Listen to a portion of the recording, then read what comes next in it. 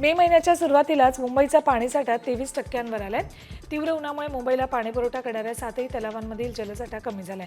त्यामुळे मुंबईकरांवर पाणी कपातीची टांगती तलवार आहे।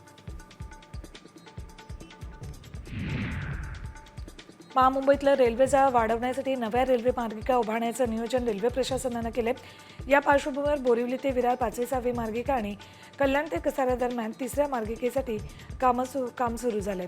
29.32 हेक्टर जमिनीवरील झाडं तोडण्यासाठी मंजुरी मिळाली। यामुळे लवकरच या मार्गिका रुळावर येणार आहेत।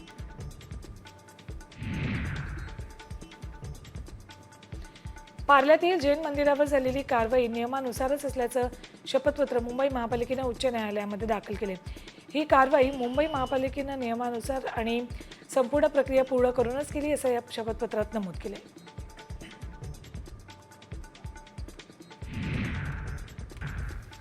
महाराष्ट्रातील सर्वात मोठ्या रोजगार मेळाव्याचं आयोजन मुंबईच्या मालाड पूर्वेकडील दिंडोची परिसरात करण्यात आले।